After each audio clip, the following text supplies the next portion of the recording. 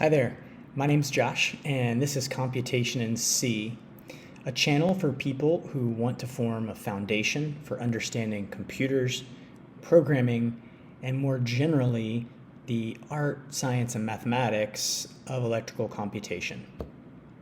I really want to help you guys to understand that no matter how you felt about mathematics or sciences, you can learn to program computers. And I think the best place to start is with a set of core fundamental principles. And from there, we can grow and learn other tools and languages, and everything's going to be a lot easier if we've got the basic foundations.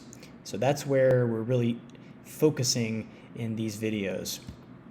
Today I want to talk to you a little bit about program structure and get you acquainted with what a C program is going to look like, generally speaking. So I'm going to walk you through kind of a list of things that make up a C program.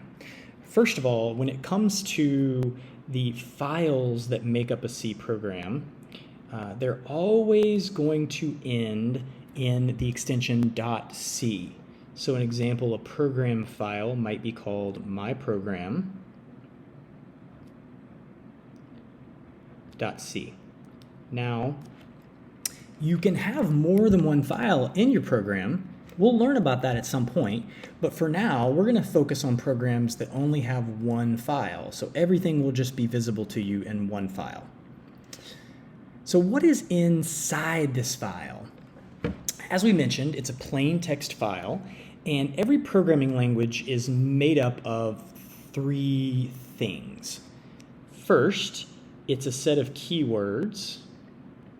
And what we mean by keywords is usually these are words that are just plain English, but they have a special meaning in the programming language. There's only 32 keywords in the C programming language. It's very straightforward.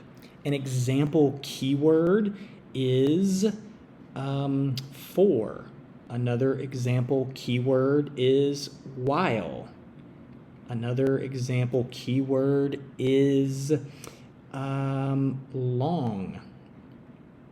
We'll learn all about these keywords and what they mean and what they do, but just keep in your mind a program is made up of keywords, and there's only about 32 keywords in standard C programming language. The next thing in a program are what I'm going to call special symbols. Special symbols.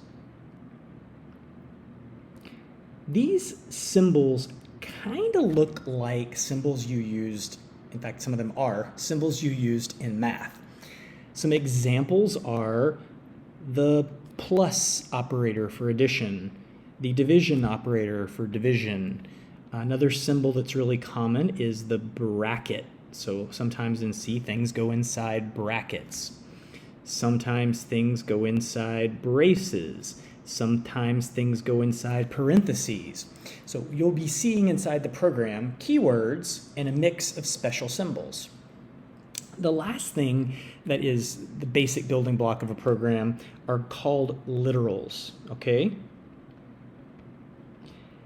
This is kind of a funny word that was made up by programming gurus, but it basically means you're going to write into your program specific numbers like 1, 5, 17. You'll also write in your program letters like A and Z. And letters are always going to be in quotations or single or double quotations. And the last thing that you might see in a program will be what we call strings, which are many letters put together that form something meaningful, like a sentence, like hello.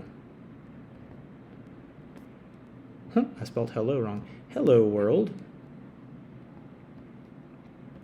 So keywords, special symbols, and literals. That's numbers, characters of the alphabet, and sometimes, strings that are entire sentences or entire words. All right. The next thing that you have inside of a C program, and we'll see an example in a minute, is once you are, I'm talking now about what is inside the file, so the file contents, the stuff that's in the file.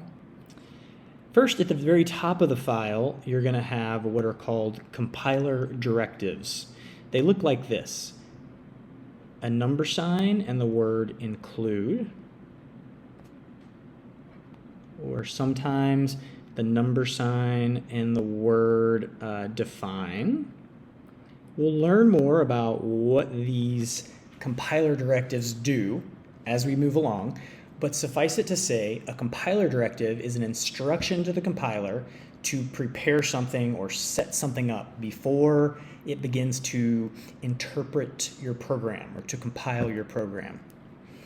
The next thing that we may see in a C file are what are called comments, and they look like this: a / and an asterisk followed by whatever you want to say. Hey, this is a program. Now, what's important about comments, and you terminate a comment with another asterisk and another / they can span across multiple lines as long as they start with the / and they end with, they start with a / asterisk, they end with an asterisk /. Comments are just used by engineers and programmers to write notes inside their program to help someone else or to help themselves understand what is going on at this part in the program. They're just human instructions to help us read the program. They have no impact on how the program functions. All right, the next thing that we'll see is something that's going to look like this. It's called a main function, and it looks like this: int main is a keyword, and all right, we'll learn as we go along that we can define lots of functions in a C program, but the main function is a very important function. It represents the place the whole program begins, and the C compiler is expecting to see this special function in your program file.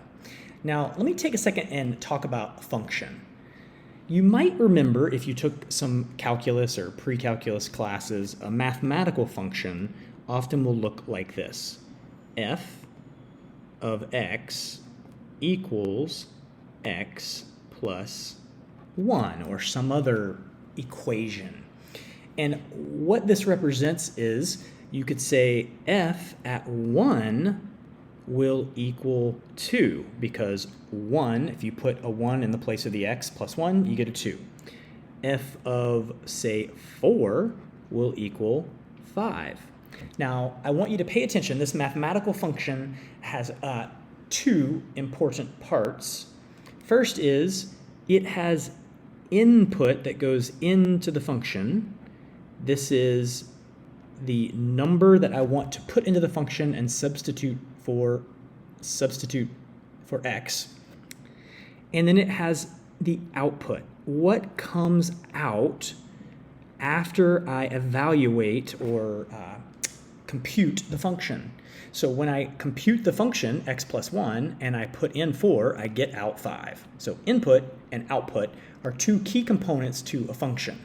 Obviously, a function also has to have a definition or a body. That's this part right here. X plus 1 is describing what the function does.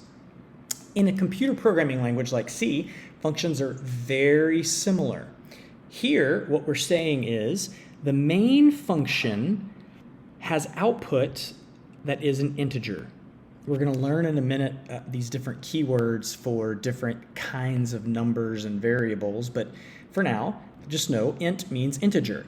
So we're saying the main function will return an integer, and inside of these brackets, we can describe different inputs to the function.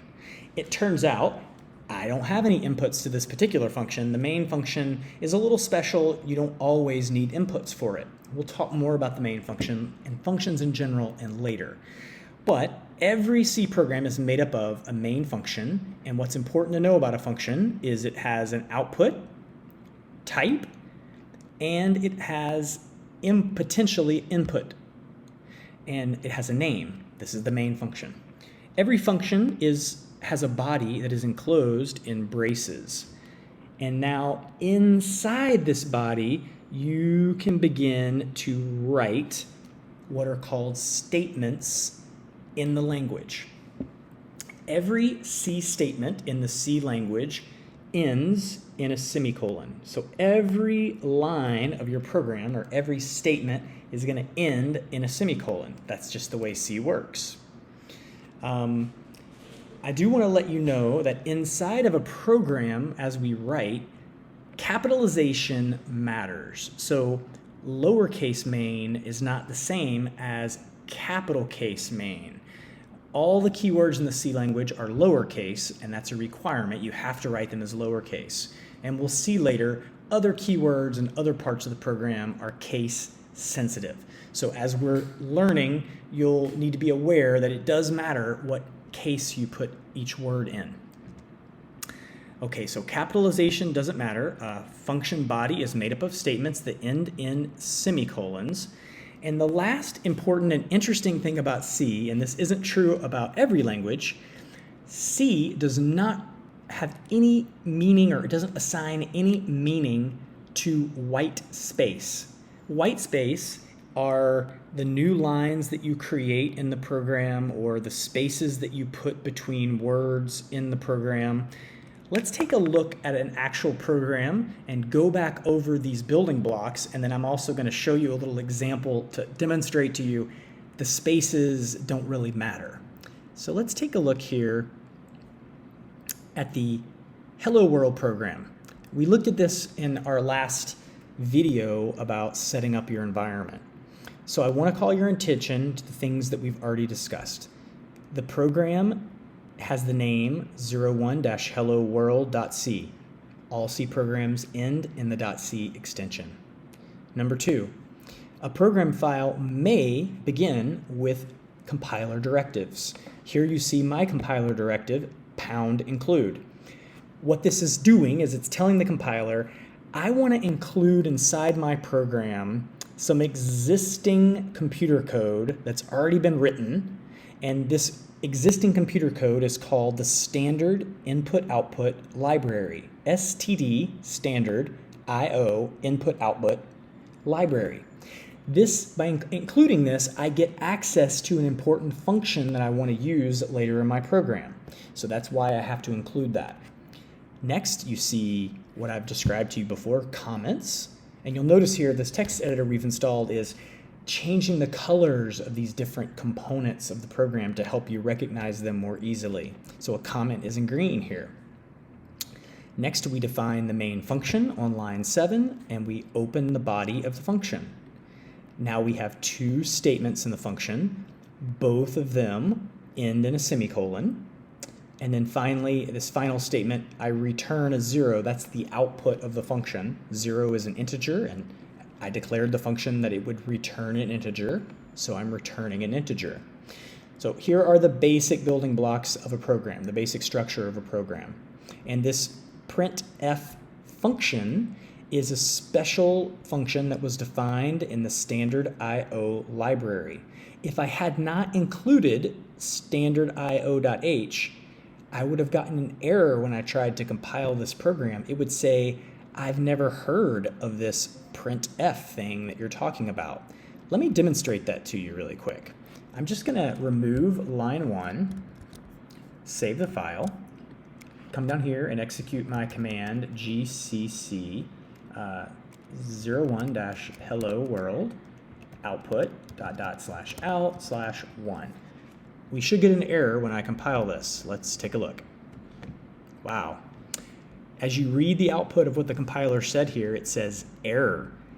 Explicitly declaring a library function printf with the type int. What that means is, and it's saying the error occurred on line 9. That's what this 9 means here. So when I look at line 9, we see, oh, there's that printf function. The compiler's saying you explicitly declared a function. This means you've declared a function that doesn't exist. You can't just declare a function out of nowhere. What are you doing?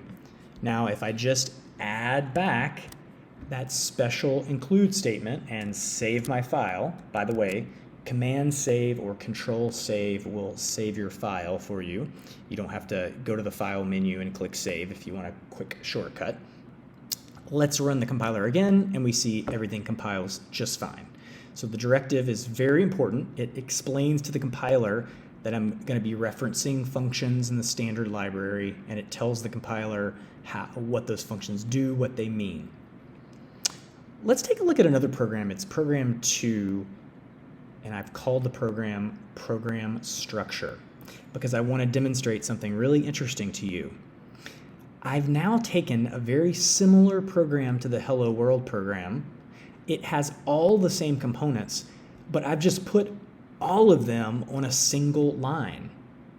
What I'm trying to point out to you is the new lines and the spaces don't have any impact on the program. They don't matter in C. My entire program can be on one line if I want it to be. It's a little hard to read, and that's bad convention, but it could be. So let's compile this and just prove to ourselves gcc o2-program structure dash o out 2. All right, and there we are. If I run that program, it just prints out hi, just like you'd think. The printf here just says hi. Made it shorter so we could get it all in one line and still see it. Just to prove a couple more points to you, I can add some extra spaces after the 0. I can get rid of the space here. I can get rid of the space here. I can get rid of the space. Oops, I accidentally got rid of a parentheses. Can't get rid of that. I can get rid of the space here. And let's save and compile this again.